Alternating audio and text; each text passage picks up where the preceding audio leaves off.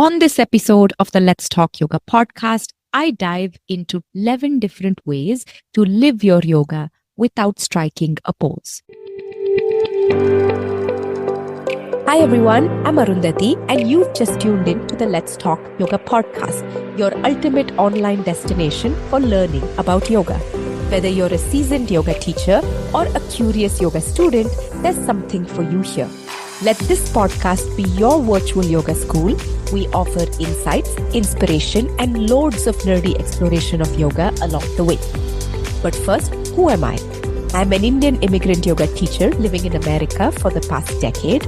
I have my own yoga school here in Seattle, and I'm also a Bollywood choreographer, and I've nurtured a thriving yoga community at my studio, as well as a global yoga audience through my courses and this podcast.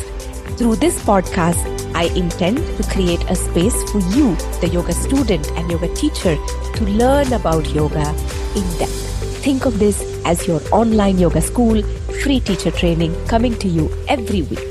So grab your cup of chai and let's jump in. Hi everyone, welcome back to another episode of the Let's Talk Yoga podcast. I hope you are doing well. Did you know that the International Day of Yoga is one of the most widely recognized global wellness observances, backed by a record-breaking 175 countries at the United Nations? It was originally proposed by India's Prime Minister Narendra Modi in 2014, and it was officially adopted by the United Nations and celebrated on June 21st, 2015. And since then, June 21st is International Yoga Day. It marks summer solstice. While June 21st is summer solstice, it was chosen for its spiritual and seasonal significance in the yoga tradition. This year, we celebrate the 11th International Day of Yoga, honoring a practice that has shaped the lives of thousands of people for the better. So whether you are a new or a lifelong student of yoga, this day is a reminder of the unity, health, and awareness yoga offers our modern world. At Aham Yoga, we proudly carry this tradition forward every day. In fact, you've heard me say this before, every day is Yoga Day at Aham Yoga. But here is a little more significance of June 21st being chosen as World Yoga Day. Firstly, June 21st was considered to be Adi Yogi's first transmission. In yogic lore, this is the day when Adi Yogi, the first yogi, that is Shiva, is said to have begun imparting yogic knowledge to the Saptarishis. In English, Saptarishis refers to the 7 sages. This marks the beginning of the yogic science being transmitted to humanity. The second reason why June 21st is significant is Dakshinayana begins. June 21st marks the start of the 6th-month southern journey of the sun. In yogic terms, this period is considered to be more conducive for inner growth, introspection, and spiritual practice or sadhana. Thirdly, there is energetic alignment. There is increased sunlight and peak solar energy on this day, and it is believed to support clarity, vitality, and transformation, all key elements in yoga. And lastly, it is a symbol of balance. As solstice represents a turning point, it also symbolizes balance and transition, both of which are foundational to yoga, whether in asana, breath, or living yoga off your mat. And before we go on with today's episode, if you are wondering about the Saptarishis, in yogic lore, Adi Yogi was considered to be the first yogi. That is, Shiva is considered to be the first yogi, and he sat in deep stillness at the base of the Himalayan mountains. After years of sadhana and observation and reflection, 7 seekers approached Shiva with the desire to learn. Now Shiva tested them rigorously, and once they proved their dedication, he initiated them into the science of yoga. These 7 came to be known as the Saptarishis and the first yogic disciples entrusted to carry this profound knowledge to different parts of the world. So if you were wondering about the Saptarishis, that's the history or yogic lore in a nutshell. And for someone who has lived and taught yoga for over 2 decades, I wanted to bring you a little virtual celebration of Yoga Day. So, in today's episode, I am going over 11 different ways to live your yoga without striking a pose. So, whether you are a long time listener, you're a new student of yoga, or somewhere in between, this episode is crafted with all the different levels of experience in mind. And for the first time in 11 years, I will not be at Aham Yoga for Yoga Day. I will be up in the mountains of Leavenworth for our yoga retreat, but still keeping the spirit of Aham Yoga alive and this global tradition that remains strong for me and my members, and honoring that yoga is lived beyond your mat. So I have put together a list of 11 different concepts from the yoga tradition that I believe will help you live your yoga beyond your yoga mat. I never want any of my students or myself to feel trapped that yoga happens at a yoga studio and it happens for an hour a few times a week. The best part of yoga is the fact that you can actually take it beyond your mat and actually live it in every single moment of your life, whether that is a good moment or a not so good moment and everything else in between. The first concept I want to highlight for you is called, in English, it would translate to cultivating the opposite. The Pratipaksha Bhavanam comes from the Yoga Sutras of Patanjali. It is from chapter 2, verse 34, Vitarka Bhadane Pratipaksha Bhavanam. When disturbed by negative thoughts, cultivate their opposite. Now, Pratipaksha Bhavanam is a very powerful mental practice. It offers a tangible way to transform your inner conflict.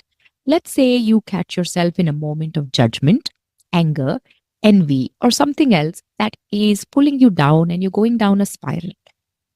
In such a moment, you pause and you intentionally choose the opposite. And say if it's judgment, you choose understanding. If it's anger, you develop compassion. If it is jealousy or envy, you change that to appreciation. So Pratipaksha Bhavanam is a mental practice and it has a lot of significance in the world we live in today. The reason it's important is because unchecked negative thoughts create grooves in the mind, which you and I know as samskaras. And if you are unfamiliar with samskaras, it is something I will go into later, but samskaras shape behavior and they go deeper than behavior actually. But Pratipaksha Bhavanam interrupts this cycle. And spiritually, it refines your inner lens and elevates your consciousness. So essentially, to practice this in real life, you would have to catch yourself in a moment where you are going down a negative spiral and cultivate the opposite and put that out into the world. And with practice, it becomes less of a technique and more of a way of being. So that's the first way to live your yoga off your mat, Pratipaksha Bhavanam. The second one here is Pratyahara, sensory withdrawal. Pratyahara is the fifth limb of yoga, and it teaches us to turn our attention inward, to reclaim our awareness from the endless stream of sensory input. In today's world, the average person consumes more than 74 GB of content daily. Now, this stat is from UC San Diego study, and sensory overload is real. Every piece of stimulus creates a vasana. A vasana is a mental imprint, which eventually shapes our thoughts, our moods, our energy, and behaviors. Pratyahara gives our system a break. Our brains and bodies and senses are not meant to be consuming constantly and at this volume. So it's not about rejecting the world, but it is choosing about how and when to engage with it. When you practice sensory lightness, sensory withdrawal, or pratyahara, you reduce mental fatigue, you improve emotional regulation, and you deepen concentration and presence. And that's literally just the tip of the iceberg. There is so much more that can come from simple pratyahara practices. I know we have spoken about pratyahara on the podcast before, and many of you are familiar with it, but it is really putting it into practice that makes all the difference. And you can choose which sense you want to give rest to. It could be the eyes, it could be the ears, it could be the mouth, it could just be solitude in many ways. Living with sensory awareness is living consciously. So that's the second input. Pratyahara, sensory withdrawal, is a fantastic way of practicing yoga off your mat. The third one here is my personal favorite, Sthiram Sukham Asanam, steadiness and ease, and cultivating this in everyday life. While originally this sutra from the Yoga Sutras, chapter 2, verse 46, extends to meditation and talks about having a steady seat for deeper contemplation, I'm going to extend this beyond posture. It reminds us to be both rooted and relaxed in body, mind, and life. Sthiram Sukham is steadiness and ease working together. And because most of us are conditioned to push and react and operate from urgency, Sthiram and Sukham ask us to respond instead of react. And that's the key to a lot of living yoga, to move from inner alignment and not outer pressure. So think about this one aspect, responding, not reacting. In many ways, that is yoga off your mat. When you choose to give yourself a micro pause and choose your response to anything that is coming your way. True yoga can be felt when you can embody grace even in chaos. So that's my third way of living yoga off your mat, sthira and sukha in life all the time. My fourth way of living yoga is abhyasa and vairagya, the practice of study and non-attachment. This is from the Yoga Sutras, chapter 1, verse 12. Okay, it means practice and non-attachment, still the fluctuations of the mind. Now, without getting too nerdy with you here, abhyasa is steady effort. Vairagya is letting go of the fruits of that effort. These two are wings on the yogic path, if I may call it that. And you cannot fly without the other. Non-attachment or vairagya is not disinterest. It doesn't mean to be completely disinterested and ignore and shut out what is going on in the world. It is knowing that your worth in life isn't tied to specific outcomes. So it is doing your part in your life without clinging to praise, rewards, results, or recognition. Spiritually, abhyasa and vairagya foster humility. Psychologically, it builds resilience, and energetically, it helps us to move in a certain way and prevent burnout. So, abhyasa is steady effort in whatever you are aiming to do. And vairagya is non attachment, letting go of the fruits of that labor in many ways, and to know that whatever you do, it is enough and it is plenty without the applause. So, my fourth way of living yoga off your mat is the practice of abhyasa and vairagya.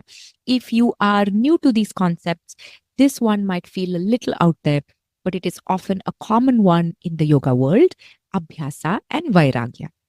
The fifth way of living your yoga is aparigraha, non-hoarding. This principle of aparigraha is one of the yamas, and it is one of the simpler ones to practice. Aparigraha invites us to release grasping or hoarding. This can be materialistic hoarding and even non-materialistic hoarding. Materialistic hoarding is a little more relatable because it is visual, you can see it, it is external to you. It refers to clutter, endless consumption, and this need to have more in this capitalist world that we live in.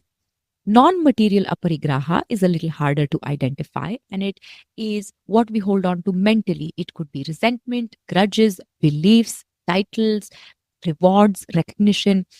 When you let go, you create space. You create space physically, mentally, emotionally, and even on a pranic level. It lightens your pranic load and it frees you to focus on what truly matters. So, to practice aparigraha, one needs to choose whether you want to physically, materialistically practice non-hoarding, or do you want to mentally release something? And for each one of us, it could be one over the other or both, depending on our circumstances. So yoga isn't really about acquiring more. It is about shedding what no longer serves us. And that is the principle of aparigraha, non-hoarding. An easy way to practice this is when you arrive on your mat, try to disconnect from the rest of your day, from the rest of your life, and practice being truly present on your mat and see if that helps you understand aparigraha. My sixth way of living yoga is swadhyaya. Swadhyaya is self study. Now, self study is honestly more than pop psychology that you see on Instagram or self improvement books and hacks. Swadhyaya is sacred. It means studying oneself through observation, reflection, contemplation, and often in the yoga tradition, Swadhyaya is studying yoga philosophy, yogic texts, yogic scriptures under a teacher's guidance. You and I both know that yoga at its core is knowing yourself. And I'm referring to the self with the capital S, knowing your tendencies, your triggers, your truth, your blind spots, your strengths, your shortcomings. And this kind of, in many ways, brutal but soft honesty with yourself builds integrity and maturity. It helps you become the most authentic version of yourself and ultimately connects you to your higher self and points you towards deeper spiritual growth. Self awareness is the beginning of spiritual intelligence. Again, self awareness is the beginning of spiritual intelligence, and Swadhyaya is the way to this spiritual intelligence and awareness. The seventh thing I have included here is Leela, which is divine play. This is from the Vaishnava tradition, and Leela means cosmic play of the divine. Now, life isn't meant to be a battleground. It can be theater, it can be laughter, joy, spontaneity, and just ease. And why have I included Leela here? Because many of us, including me, forget to enjoy life. And we take life very seriously, and things become heavy very quickly. And even yoga is so serious for many of us. I often remind my students that we take ourselves not so serious. We take yoga seriously, but ourselves not so seriously. So Leela is this concept that reminds us to smile more, to live life in a certain playful capacity, to be more, to worry less, and to be spontaneous, and to put more of that energy out into the world. We have so much Leela present within us when we are younger. But when we start to get older and we end up with a job and responsibilities and bills to pay, we forget Leela. So Leela is this principle of playfulness. And playfulness isn't shallow. It's not the opposite of depth. In fact, playfulness in many ways can be a doorway into more depth. So the seventh way of living your yoga is Leela. And I'm including this as a reminder to myself to have more playfulness in life. The eighth way to live your yoga is through seva, selfless service. Now, seva is, in a nutshell, action without expectation. It is karmic alchemy in many ways. Spiritually, seva purifies your ego. Again, spiritually, seva purifies your ego. It reminds us that you and I are part of a larger whole. When we uplift others, we uplift ourselves. It helps us build qualities of compassion. It reduces loneliness and it dissolves the illusion of separation.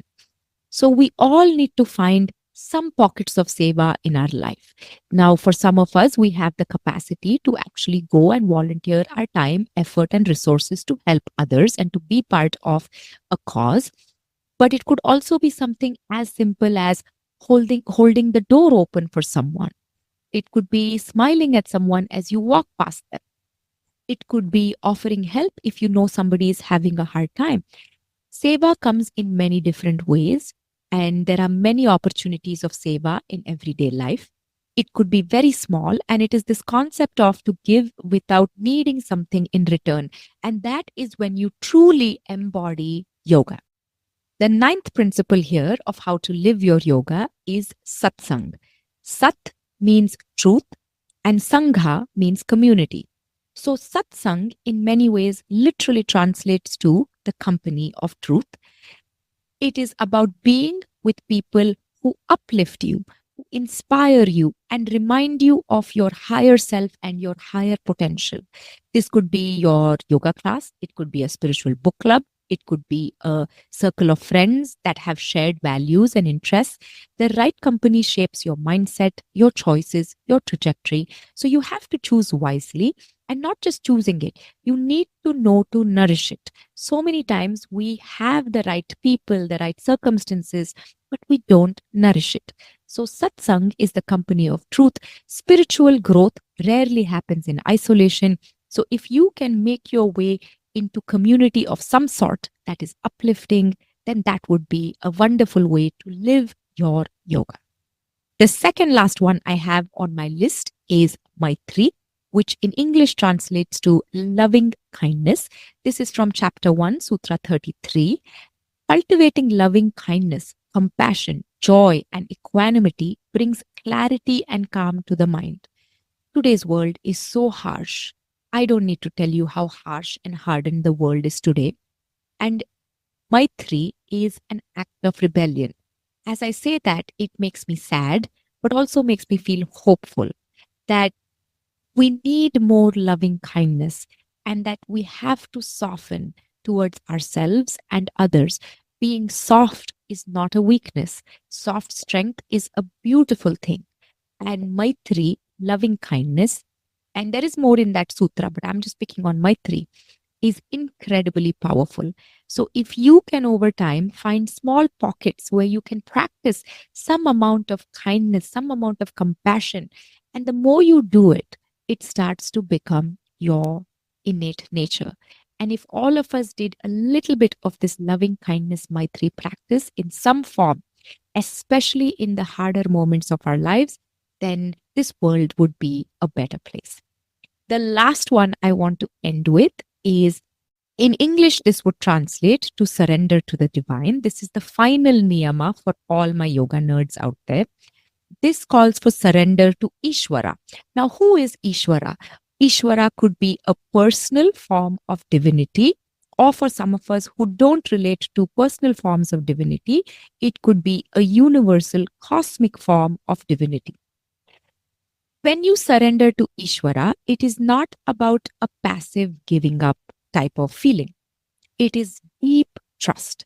It is doing your best as a human moving through this world and handing over the rest to Ishvara, to the universe.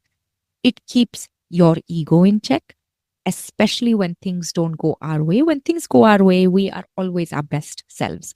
You truly see someone's character when something goes wrong and they are in a hard moment. So surrender in many ways is the bridge between effort and grace. And it's this concept of you light the lamp and the universe will carry it forward.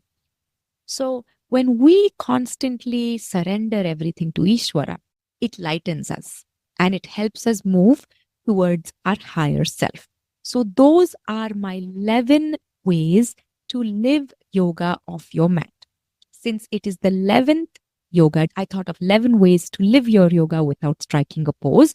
Now, to be honest, you do not need to practice all 11 of these. You can just take one or two, and you can even change them up based on the season of life you are in. But there are so many incredible, powerful, efficient ways of living yoga off your mat. I really hope that this episode gives you some form of clarity, some form of grounding, and it sparks something within you to take yoga off your mat. These yoga teachings are timeless. They always invite reflection, courage, and presence, and they make you and yoga whole again. So wherever you are in the world, whether you are on a mat or in your car or in your office interacting with colleagues or at home with family, remember, yoga is not about retreating into the mountains and living in isolation. You carry your yoga within and you carry it with you all the time. So thank you so much for being here for another episode of the Let's Talk Yoga podcast. I hope that you found this episode insightful and there is so much yoga to be lived off your mat. Please share this with one other yoga person who you think could use a little yoga off the mat. And remember, yoga isn't something you do, it is who you become. I will be back with another guest, another conversation next week. Until then, enjoy your practice. Take care. Happy Yoga Day again. Bye-bye.